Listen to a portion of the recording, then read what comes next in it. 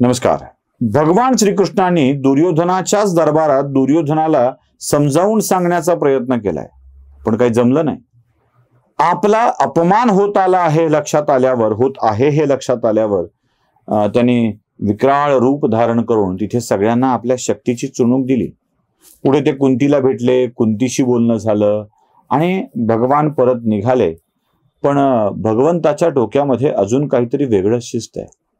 भगवंतांना हे असं काहीतरी वेगळं शिस्त आहे की त्यांच्या मनामध्ये विचार येतोय की अजून एक खडा टाकून बघितला तर हे युद्धच थांबवायचं असेल तर आपण असं काही करू शकतो का की काही लोकांनाच दुर्योधनाच्या पासून दूर करता येऊ शकेल का. आता वेळ आली होती. भगवंतांनी इथे एक मोठा डाव टाकलाय आणि तो डाव टाकलाय कर्णावरती. कर्णाला सांगितलंय, कर्णा जरा चल माझ्यासोबत रथामध्ये चल, मला तू सोडायला येशील, जरा माझ्यासोबत गप्पा मारायच्या, तुला मला काही सांगायचं आहे, बोलायचं आहे. कर्ण भगवंतांना टाळू शकेल असं नव्हता. तो भगवंताच्या रथावरती स्वार झाला आणि सोडायला म्हणून निघालाय. आणि मग श्रीकृष्णांनी आपल्या मनातलं बोलायला सुरुवात केली आहे. म्हणाले, कर्णा तुला एक सांगू, मी काय कमी केले रे? सगळे प्रयत्न तर केले, इथे शांतता नांदावी यासाठी प्रयत्न केले. किती समजावून सांगितलं दुर्योधनाला, चल बाबा 5 गाव दे, 5 घरं दे, काहीही ऐकायला तयार नाही. याच्या युद्धज्वर दुर्योधनामध्ये भिनलेला आहे आणि त्याला हे युद्ध करायचं आहे. पण हा काही माझा ऐकायला तयार नाही. कर्ण म्हणाला, हो तसं आहे, तो ऐकायला तयारच होत नाहीये, हे खरं आहे. ते म्हणाले, हे युद्ध थांबवता अजूनही येऊ शकेल. कर्ण म्हणाले, कसा? एक सोपा उपाय आहे. आज जो काही दुर्योधन सशक्त समजतो, बलशाली समजतो, ते तुझ्या जोरावर. त्याला माहित आहे पितामह भीष्म आपल्याच माणसावरती एवढा वार करणार नाही, द्रोण वार करणार नाही, कृपाचार्य वार करणार नाही. त्याची जी खरी शक्ती आहे ना ती तू आहेस आणि तुझ्या जोरावरच तो खूप काही बोलतोय. माझी एक विनंती आहे, तू दुर्योधनाची साथ सोड. मी तुला यासाठी सोड म्हणत नाहीये की त्याच्याशी विरोध कर वगैरे काही म्हणत नाहीये, पण तू जर त्याची साथ सोडलीस तर हे युद्ध थांबू शकेल आणि युद्ध थांबण्यात दुर्योधनाचं भलं आहे. त्यामुळे दुर्योधनाचं भलं करण्यासाठी म्हणून तू दुर्योधनाची साथ सोडावीस आणि लढणार नाही असं सांगावंस. रामधारी सिंह दिनकरांनी आपल्या रश्मिरथीमध्ये हे खूप छान लिहिलंय. म्हणजे त्या ओळी मी तुम्हाला ऐकवतो, त्या जरा ऐकून घ्या. आता मध्ये मध्ये या कथेत मी दिनकरांच्या काही ओळी काही भागांच्या 1-2-3 भागांच्या मध्ये टाकणार आहे. तुम्ही त्या ओळी ऐकून घ्या, मग तुमच्या लक्षात येईल की दुर्योधनाचं भलं वाटावं म्हणून भगवान भलं व्हावं म्हणून कर्णाला कसं पटविण्याचा प्रयत्न करतायत. ऐकून घ्या. भगवान सभा को छोड़ चले, करके रणगर्जन घोर चले. सामने कर्ण सकुचाया सा, आ मिला चकित भर माया सा. हरि बड़े प्रेम से कर धर कर, ले चढ़े उसे अपने रथ पर. रथ चला परस्पर बात चली, शमदम की टेढ़ी घात चली. शीतल हो हरि ने कहा, हाय अब शेष नहीं कोई उपाय.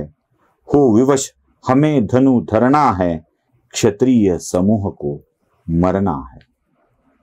मैंने कितना कुछ कहा नहीं, विष व्यंग कहां तक सहा नहीं. पर दुर्योधन मत वाला है, कुछ नहीं समझने वाला है. चाहिए उसे बस रण केवल, सारी धरती की मरण केवल. हे वीर तुम्ही बोलो अकाम, क्या वस्तु बड़ी थी या 5 ग्राम. वह भी कौरव को भारी है, मति गई मूढ़ की मारी है. दुर्योधन को बोधूं कैसे, इस रण को अवरोधूं कैसे. सोचो सोचो क्या दृश्य विकट होगा, रण में जब काल प्रकट होगा. बाहर शेणित की तप्त धार, भीतर विधवाओं की पुकार. निरशन विषन्न बिलबिलाएंगे, बच्चे अनाथ चिल्लाएंगे। चिंता है मैं क्या और करूं, शांति को छिपा किस ओट धरूं। सब राह बंद मेरे जाने, हाँ एक बात यदि तू माने, तो शांति नहीं जल सकती है, समराग्नि अभी टल सकती है। पा तुझे धन्य है दुर्योधन, तू एकमात्र उसका जीवन। तेरे बल की है आस उसे, तुझसे जय जय का विश्वास उसे। तू संग न उसका छोड़ेगा, वह क्यों रण से मुख मोडेगा। या ओळी ऐकल्यावर भगवान किती मोठ्या प्रमाणात कन्व्हिन्स करायचा प्रयत्न करते हे लक्षात येईल. पण कर्ण हे पट्टीचा भक्त आहे हो, दुर्योधनाचा भक्त आहे, अगदी मित्र आहे, घट्ट मित्र आहे. तो म्हणतो बाकी काही असू दे, पण मी माझ्या मित्राची साथ नाही सोडू शकत. त्याच्या सोबत युद्ध करावं लागलं तर करेन देवा, त्याचे माझ्यावरती अनंत उपकार आहेत. ज्यावेळी माझा अपमान होत होता तेव्हा याच दुर्योधनाने माझा सन्मान केलाय, त्यामुळे त्याची साथ मला नाही सोडता यायची. त्याची मदत मला करावीच लागणार आहे. त्यामुळं मी त्याच्या सोबत राहण्याचाच निर्णय घेणार आहे. मी त्याला युद्ध थांबव असं म्हणू शकत नाही देवा. कृष्णाच्या मनामध्ये विचार येतोय की अरे काय हे, काय हा काही ऐकायला तयार नाही. कारण देवाच्या डोक्यात एक आहे, कर्ण बाजूला सरकला की दुर्योधनाची ताकद संपली, ती अर्ध्यावर आली.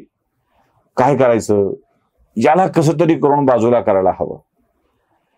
मग भगवंताच्या मनामध्ये वेगळेच अजून काही विचार येतात. देव आपली कलाकारी सोडत नाहीत. जिथे कुठे शक्य आहे, जिथे कुठे म्हणून बोलायचं आहे, त्या प्रत्येक ठिकाणी देव बोलतात. आता देवाच्या मनामध्ये विचार येतोय, कर्ण तर असा ऐकायला तयार नाही आहे, मग कसा ऐकू शकेल, त्याला मी कसं कन्व्हिन्स करू शकेल, कसं बोललं पाहिजे. आणि देवाच्या डोक्यातून येणाऱ्या विचारांना आपण समजूच शकत नाही. देवानी आता पुढचा डाव टाकलाय आणि त्याने ठरवलंय कर्णाला त्याच्या मातेविषयीची माहिती देऊन टाकायची आहे. तू कोणाचा पुत्र आहेस हे सांगायचंय, मग तरी काही बदल होतोय का हे बघूया असा विचार करून त्याच्या मातेविषयीची माहिती सांगायला देवाने सुरुवात केली आहे. काय सांगितलंय ते बघूया पुढच्या भागामध्ये.